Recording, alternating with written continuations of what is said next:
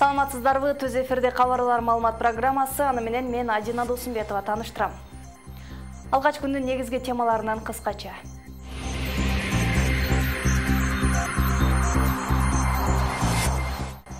Аксыда өзгөчө кырдаал жарыяланды. Экс-депутат Садыр Жапаровдун соту жылдырылды. Сот тарабынан туура эмес чечим кабыл алынды да. Оштун Араван Кичи районунда мыйзамсыз соода көркөлөр аныкталууда. Эми кызыл сызыктан чыккан курулуштар алынат. Наркоо зданияга мен документтерин көрүп текшерип бардым. Берагын айттым. Жок, мен жалган сүйлөп атасың. Ажылыкка баруучулардын алгачкы тобу августта жөнөп кетишет.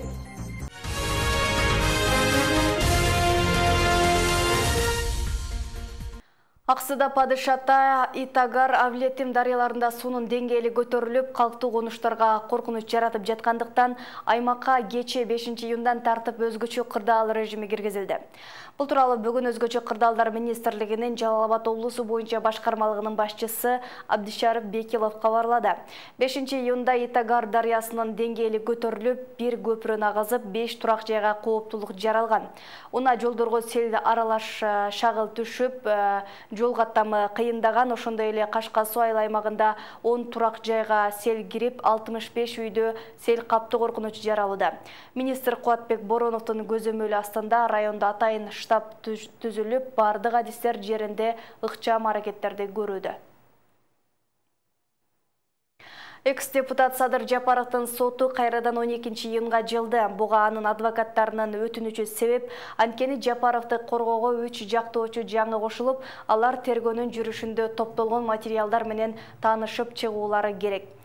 Соттук отурум болжол менен 1 саатка созулуп, жактоочулардын өтүнүчү сот тарабынан канааттандырылды. Мурунку эл өкүлүнүн процесси алгачкы жолу ачык өтүп, ага күбөлөр жана массалык маалымат каражаттары катышышты. Бирок келерки соттук жарыян видео тасмага тартылбай, жабык эшик артында өтөрү бүгүнкү процессте белгилүү болду. Жарыяндын жүрүшүн Гүлзара Бакаева кенен сөз кылат.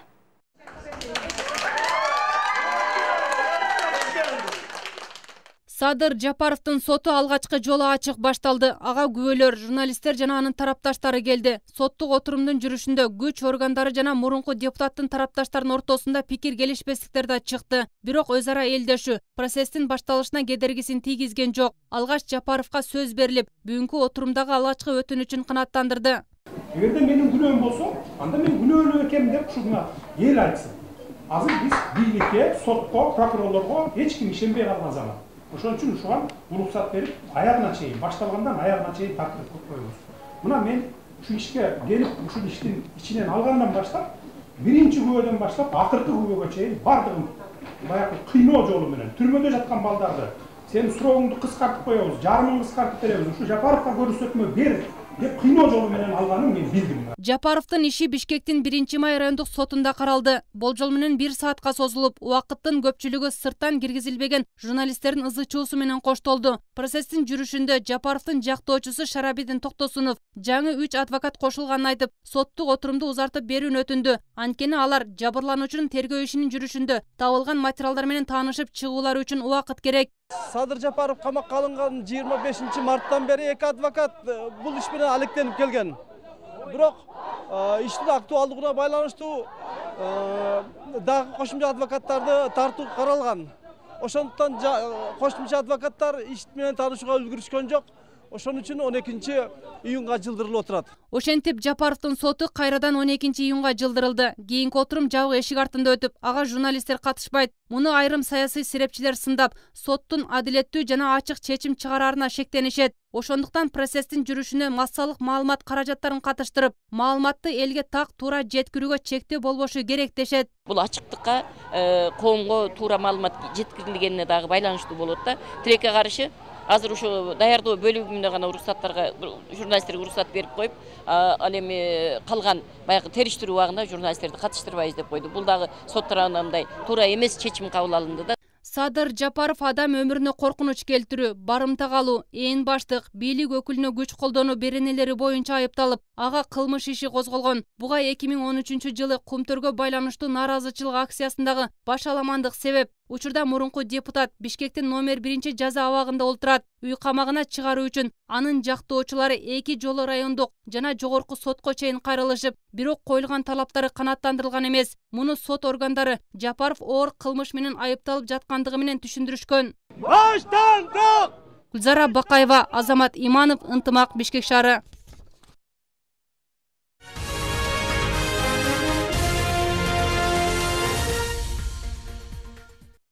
Ош шаарынын Борбордук Курманжандатка көчөсүндөгү ар бир экинчи соода түйүнү мыйзамсыз иштеп жатат. Басымдуусу жеке турак жайларын дүкөн катары пайдаланып, мамлекетке салык төлөшпөйт. Айрымдары болсо курулуштарды кызыл тилкеден ашырып куруп алышкан. Жагдай Сулайман Тоо аймактык кеңешинин жетекчилигине деле белгилүү, бирок алар мыйзамсыз объекттерге каршы чара көрө алышпайт. Мындан улам Ош шаардык мэриясынын комиссиялык курамы маселени чечүүгө киришти. Теманы Нуржамал Баргыбаева улантат. Ош шаарынын Курманжандатка көчөсүндө акыркы жылдары соода түйүндөрү көбөйүп, элдин агымы ошол жака ооп турган мезгил. Мунун арты менен ишкерлердин кирешеси да артууда. Бирок бул курулуштардын көпчүлүгү мыйзамдуу эмес, арасында документтери жоктору, кызыл тилкеге чыгып кеткендери да бар. Объекттерге негизи аймактык кеңеш жетекчилиги көзөмөл жүргүзөт. Дегени менен мыйзамдарына каршы чара көрүү алардын функциясына кирбейт экен. Потому что булар курулуп калган, ошо боюнча булар иштеп атыптыр. Келип сурасаң, уже атайт патентим бар. Şu hökümetке мен налог төлөп атам деп айтып коет. Ошон үчүн биз точно билбейбиз да ушуларды. Мындан улам Сулайман Тоо аймактык кеңешинин төрагасы чара көрүү боюнча Ош шаардык мэриясына кабарлаган. Ошондой эле шаардык кеңештин депутаттары да буга чейинки отурумдарда объекттерге текшерүү жүргүзүүнү билдирип чыгышкан эле. Анын натыйжасында бүгүн калаа жетекчилиги курулуштарды көзөмөлдөн өткөрүп чыгышты. Маселен, бул соода түйүндү ээси архитектурадан уруксат албай эле үйүнө улап куруп алган. Наркоз зданияга мен документтерин көрүп текшерип бардым. Берагын айттым. Жок, мен жалган сүйлөп атасың. Уят эмеспи?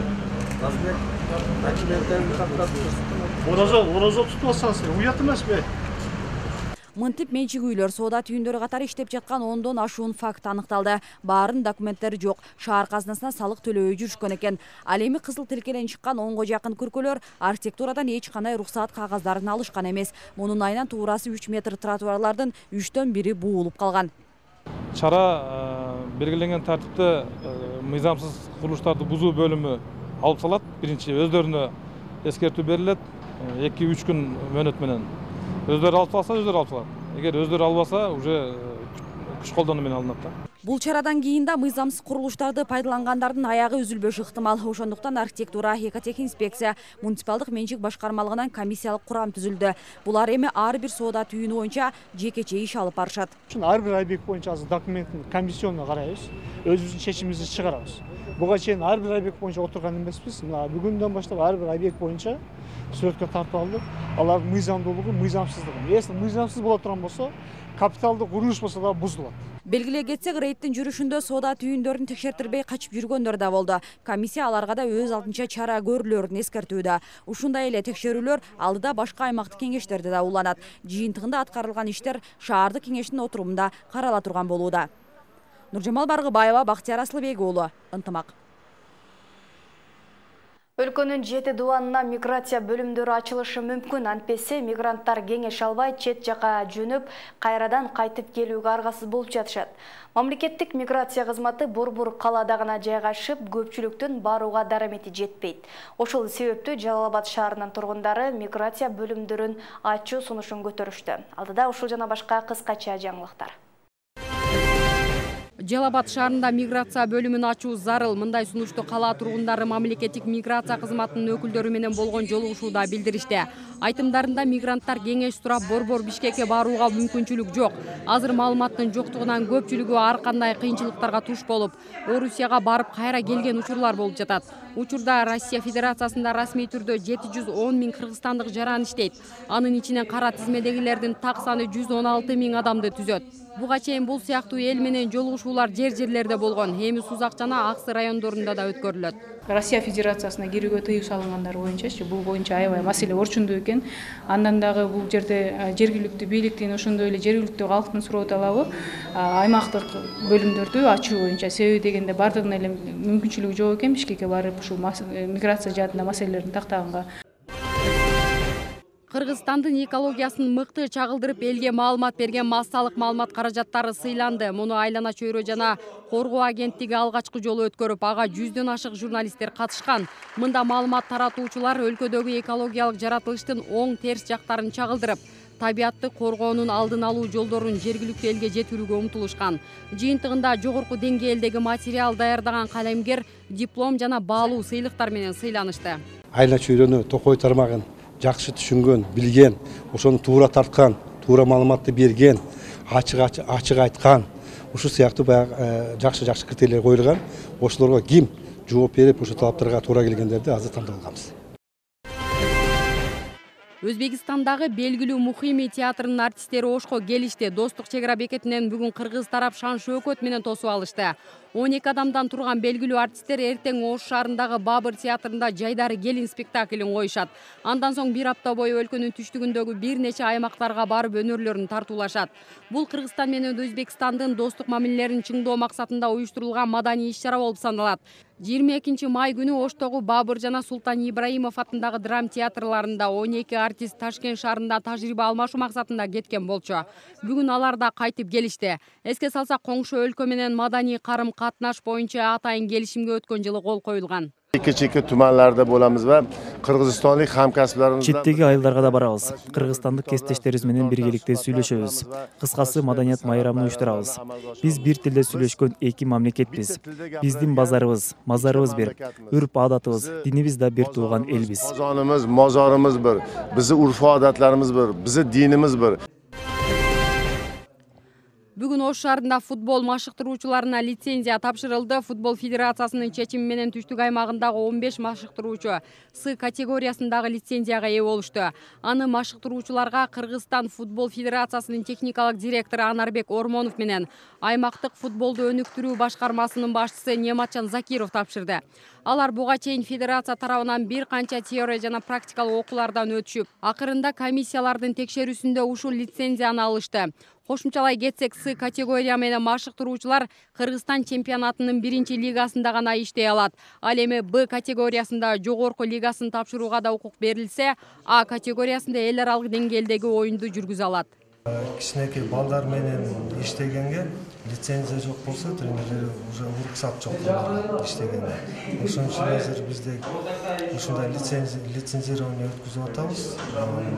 Бизде кичине тренерлер жактан проблема болуп атат. Тренерлер жетпей, ошон үчүн көбүрөөк федерация менен план түзүп ушундай лицензияларды өткүзүп атабыз. Ажылыкка баруучулардын алгачкы тобу август айынын башынан жөнөп кетишет. Зыяратчылар бүгүнкү күндө каттоодон өтүп бардык керектүү документтерге ээ болушту. Жылдага салыштырмалуу быйыл Кыргызстанга квота көп берилгендиктен ажылыкка барууну ниет кылган бардык мусулмандар зыярат кылууга мүмкүнчүлүк жаралды. Ошентип өлкө боюнча жалпы 4585 квота бөлүнгөн болсо, алардын ичинен Ош облусунан 1766 жаран ажылык милдетин аткарары маалым болду. Ошол эле учурда бул жылдагы ажылык сапарга баруунун акысы $2750 көтөрүлдү. Анткени бул ирет эң ысык учурга туш келип, зыяратчыларга шарт коюп, кондиционерлер бар чатырларга жайгаштыруу пландалып жатат. Ал чатырлар отко туруктуу жана салкын болот. Ажылык боюнча буюрса азыр ажы башчылар дайындалып алынды. Эми ошо ар бир ажы башчыга 49 адамдан группа кылып беребиз. Ал ажы башчылар анан жана ошондой эле Кыргызстан мусулман дин башкармалыгы казыят тарабынан атайын ажыга баруучуларга сабактар өтүлөт. Программабыздын экинчи бөлүгүнүн негизги темалары менен таанышып алыңыздар. Жаңылыктарыбыз болсо жарнамалык тыныгуудан соң улантабыз.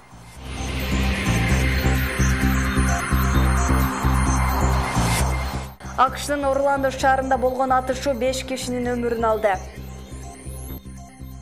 Жайдын келиши менен Ошто суу тартыштыгы жаралды. Буга суунун сарамжалдуу пайдаланылбай жатканы себеп. Көйгөй мына жайкы сезондо полив кылып адамдар килем жууйт, огороддор сугарат. Жалал Абадта күрү чегүү 1 айга кечикти. Эми уруп жыйнууда кеч күзгө калып кетиши мүмкүн. Шалы эккендер кечке садагы экпесек болбойт, биз мунусуз эмне менен тиричилик кылабыз.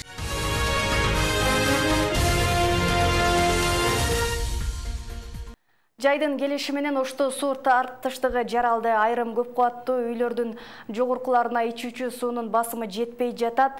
Буга суунун сарамжалдуу пайдаланылбай жатканы себеп. Тагыраагы жер үйдө жашагандар короолорун таза суу менен суугарып, чарбасын гүлдөтүүгө иштетишүүдө. Мындан суу басымы азайып, четки айылдарда жашагандарга жетпей калат. Кыйналган жашоочулар Ош шаардык суу чарба башкармалыгына кайрылууга аргасыз болушкан.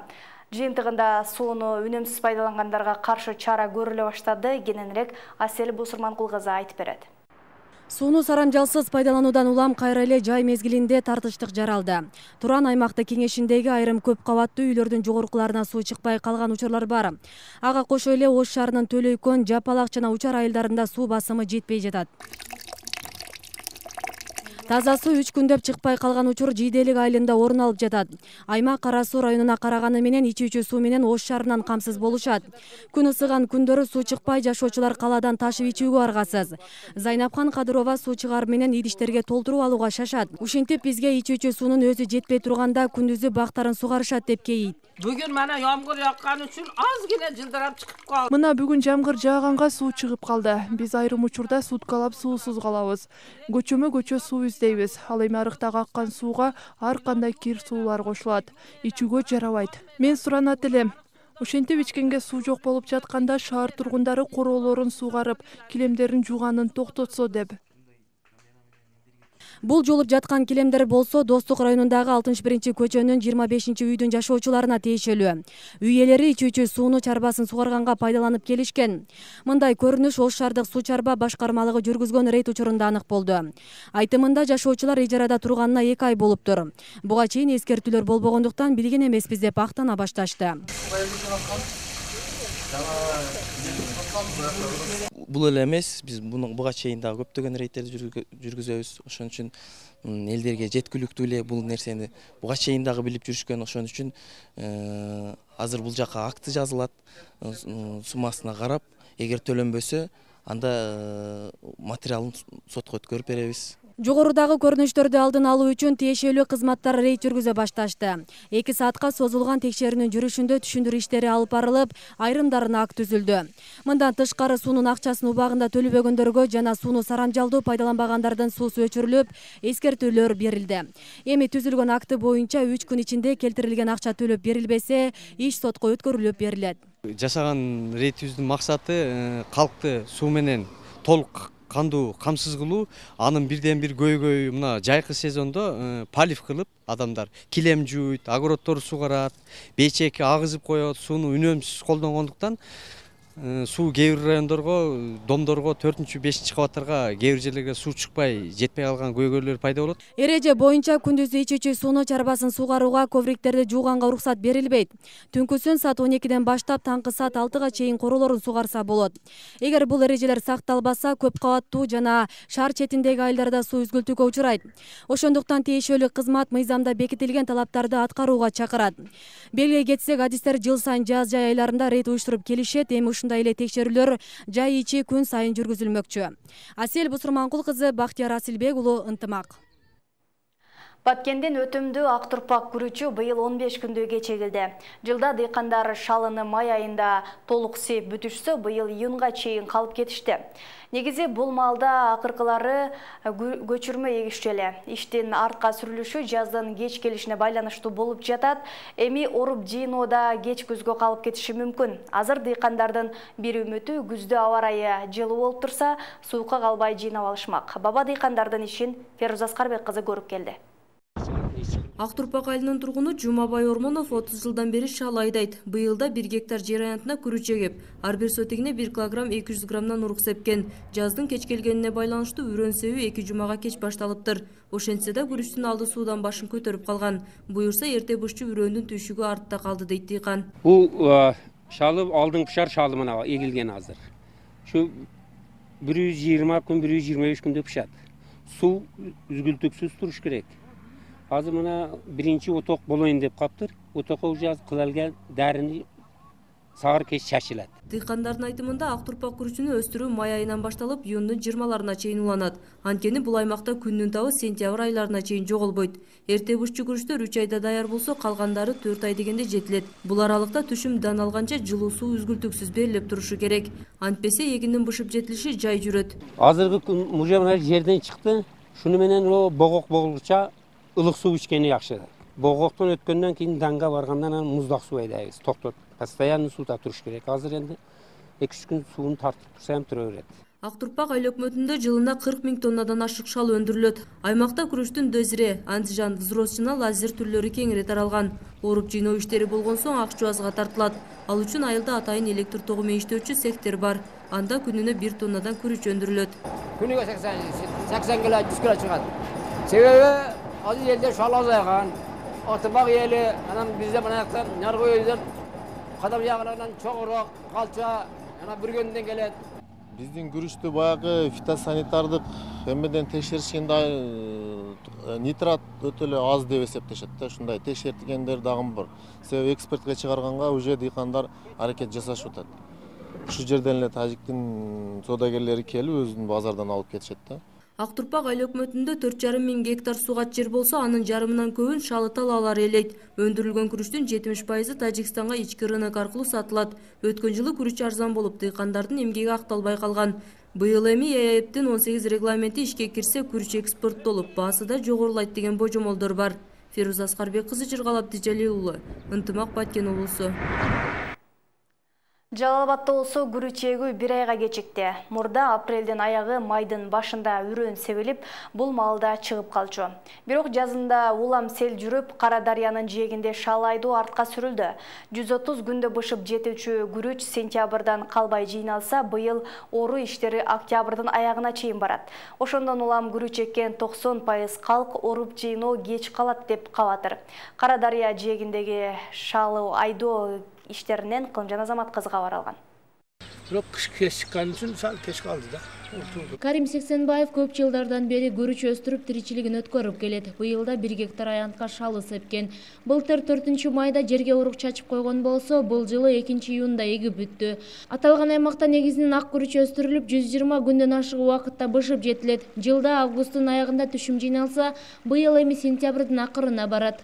Шалы эккендер кечке садагы экпесек болбойт, биз мунусуз неме менен тиричилик кылабыз. Эми күздүн кечкеле, эртекеле ушагына баглык аяга. Себеби күз эртерээк суук жаан чачындуу болуп калса, сал кыйналып калабыз. Кара Дарыянын элинин дээрлик баары күрүч өстүрүшөт. Дыйкандар сууну кезек менен алган үчүн баары шалыны бир күндө эге албайт. Мында негизинен ак күрүчтүн 3-4 сорту жетиштирилип, Жалал-Абад, Сузак, Нокен, Базар Коргонго сатылат. Аталган аймакта климатка байланыштуу кызыл күрүч өспөйт. Суулуу жерге 45 сотик жерим бар, ошол жерде неме кылам.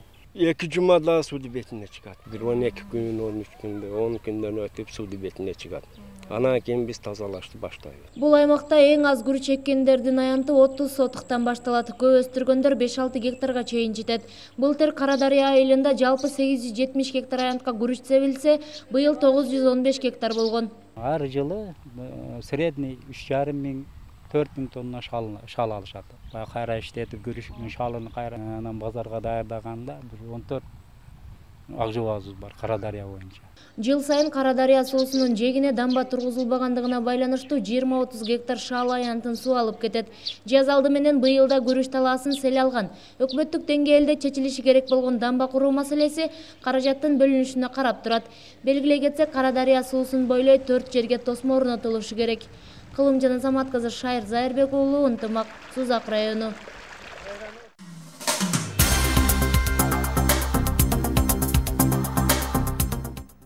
Эми чыгарылышыбызды чет элдик жаңылыктар менен улантабыз. АКШнын Флорида штатындагы Орландо шаарында болгон атышуу 5 кишинин өмүрүн алды. Окуя кечке маал жергиликтүү компаниялардын биринде болгон. Анда ишкананын мурдагы кызматкерлери келип, кесиптештерине карата ок чыгарган. Алдыда ушул жана башка жаңылыктар менен тааныша аласыздар. Американын Орландо шаарында атышуудан 5 киши каза болду. Жергиликтүү полициянын билдирүүсүндө окуя шаардагы компаниялардын биринин офисинде болгон. Каза болгондордун арасында кол салган киши өзү да бар. Малым болгондой, ок чыгарган адам мурда ошол компанияда иштеп кеткен кызматкер болуп чыкты. Ал ушул жылдын апрель айында жумуштан айдалганы айтылат. Мурдагы кесиптештерин эмне себептен аткан азырынча белгисиз. Учурда полиция кырсык болгон компания кызматкерлерине сурак жүргүзүүдө. Атышуу болгон жайда 4 адам мерт болуп, 5-си ооруканада жан берген. Азыркы тапта имарат курчоого алынып, иликтөө иштери жүргүзүлүп жатат. Өткөн суткада Австралиянын Мельбурн шаарында болгон окуя бийлик тарабынан теракт деп сыпатталды. Анда куралчан адам бир үйдө жашаган аялды барымтага алып, тартип сакчылары келген маалда аларга карата ок чыгарган. Жыйынтыгында кылмышкер полиция тарабынан жок кылынып, барымтадагы аял бошотулган. Австралиянын Мельбурн шаарында барымтага алынган аял боюнча окуя теракт деп сыпатталды. Бул тууралуу өлкөнүн премьер-министри билдирди. Бул ишти таанымал эле кылмышкер жасаган.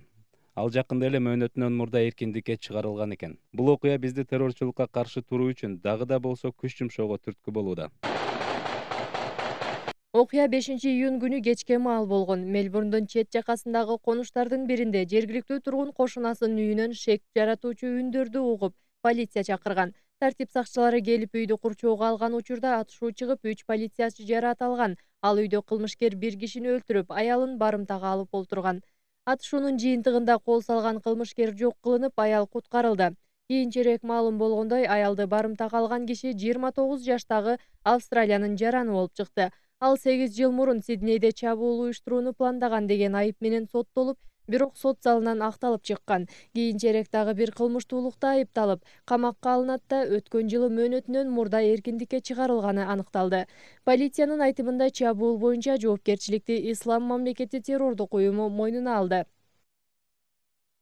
АКШнын мамлекеттик катчысы Рекс Тиллерсон Катар менен дипломатиялык мамилелерин токтоткон, Перс булуңундагы өлкөлөрдү биримдикке чакырып, алардын мындай чечими күтүүсүз болгонун белгиледи.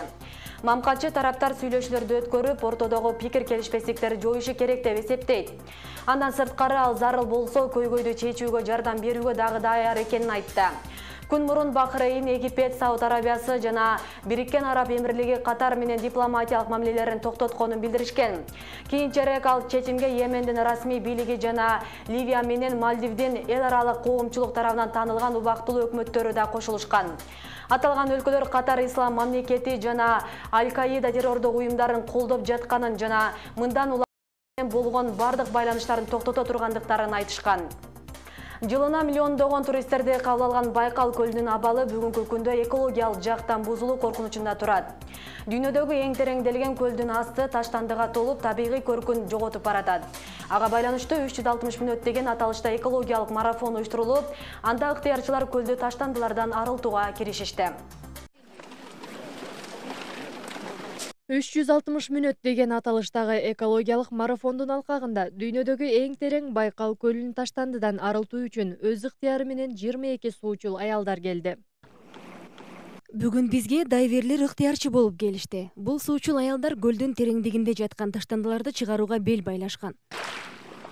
Жыл сайын Байкалга миллиондогон туристтер келет. Дайверлер суу астынан адамдар таштаган түрдүү таштандыларды жээкке алып чыгышууда. На глубину 30 метров ходили. 30 метр тереңдикке чейин түшүп келдим. Ичимдиктердин бөтөлкөлөрүнө толгон. Арасында бут кийимдер да жүрөт. Адистердин айтымында Байкал эң ири табигый суу сактагыч деп эсептелинет. Анда суунун 20%га жакын дүйнөлүк запасы бар. Бирок адамдардын табиятка жасаган мамилесинен улам дүйнөдө эң терең көл деп табылган Байкал экологиялык жактан бузулуу алдында турат. Анын баары таштандынын айынан келип чыгууда. Ал эми бүгүнкү күндө марафондун уюштуруучулары көлдөн чыгарылган таштандыларды кайра иштетүүчү заводдорго тапшырууну пландап жатышат. Бүгүнкү күнгө даярдалган дүйнөлүк жаңылыктар мына ушулар болду. Мен сөзү кайрадан кесиптешим Азатам. Кезек спорт жаңылыктарында кыргызстандык шахматчы Семетей Төлөгөн-Тегин Орусияда алтын медаль тагынды. Футбол боюнча Кыргызстан курамасы машыгууларын баштады. Алдыда ушул жана башка спорт кабарлары менен тааныша аласыздар. Саламатсыздарбы, ынтымактуу спорт кабарлары. Аны менен мен Жолдубай Айткулов тааныштырам. Мекендешибиз Семетей Төлөгөн-Тегин шахмат боюнча Орусияда өткөн эл аралык турнирде биринчи орунду алды. Бул жолку уюштурулган эл аралык мелдеш шахмат чеберлери жана шахмат сүйүүчүлөрү арасында өткөрүлдү. Семетей А тобунда шахмат чеберлери арасында күч сынашып 9 турда 6,5 упай чогулткан. Анын бул көрсөткүчү эң мыкты болуп, турнирдин жеңүүчүсү аталуу менен бирге алтын медаль тагынды. Эл аралык турнир 29 майдан 5 июнга чейин Орусиянын Челябинск шаарында өтүп, ага 5 өлкөнүн шахматчылары катышты. Кыргызстандык мушкер Тилек Машрапов Американын РФО компаниясы менен бир беттешке келишим түздү. Бул жөнүндө Жаш күч клубунун башкы машыктыруучусу Айбек Мусаев кабарлады. Ал келишимде Тилек Машрапов 10 июнда Американын Огайо штатында боло турган турнирде рингке чыгат. Анын атаандашы 27 жаштагы америкалык мушкер Джейти Миллер болмокчу. Эки мушкер 84 килограммга чейинки салмак категорияда уруш өткөрөт. Тилек чоң спортко 2010 жылы келип бир канча ири турнирлерде жеңүүчү болгон. Кече футбол боюнча Кыргызстандын курама командасы Индия менен боло турган оюнга даярдыктарын баштады. Башкы машыктыруучу Александр Крестинин курамага 23 оюнчуну алган. Алар машыгууларын 10 июнга чейин улантып, анан Индияга учуп кетет. Малым болушунча Александр Крестинин курамага бир канча өзгөртүүлөрдү жасаган. Валерий Кичин жаракат алганына байланыштуу анын ордуна Акрам Умаровду алса, Даниэл Тегонун ордуна Талант Бектур уулуну чыгарарын айтты. Индия менен Кыргызстандын беттеши 13 июнда Индиянын Бангалор шаарында өткөрүлөт. Беттеш Бишкек убактысы боюнча саат 19:30да башталат. Белгилей кетсек, бул беттеш 2019 жылы өтүүчү Азия кубогунун тандалма баскычынын экинчи туру. Орусиялык артист Леонид Слуцкий Англиянын Hull City командасын башкарат. Бул жөнүндө кече Англиянын Mirror сайты кабарлады. Келишимде клуб 46 жаштагы машыктыруучуга жылына 450 000 фунт стерлинг төлөйт. Hull City ушул жылкы Англия чемпионатында 17-орунду алып, Премьер-лигадан кош айтышкандан кийин башкы машыктыруучусу иштен кеткен эле. Анын ордуна командага 4 машыктыруучу Леонид Слуцкий, Гарри Монк, Стив Маклерин жана Нейджел Эткинс көрсөтүлгөн эле. Hull City жетекчилери алардын арасынан орусиялык артистти тандаганы айтылууда. Сиздер ынтымакта өлкөбүздөгү жана дүйнөдөгү акыркы спорт кабарлары менен тааныштыңыздар. Кайрадан эфир аркылуу көрүшкөнчө саламатта калыңыздар. Бүгүнкү күн мына ушундай маалыматтар менен жыйынтыкталды. Дагы башка жаңылыктарды Ынтымак Чекиткейжи сайтынан таба аласыздар. Ынтымак Чекиткейжи сайт аркылуу акыркы маалыматтар менен кабардар болуп, кызыктуу видеолорду көрсөңүздөр болот.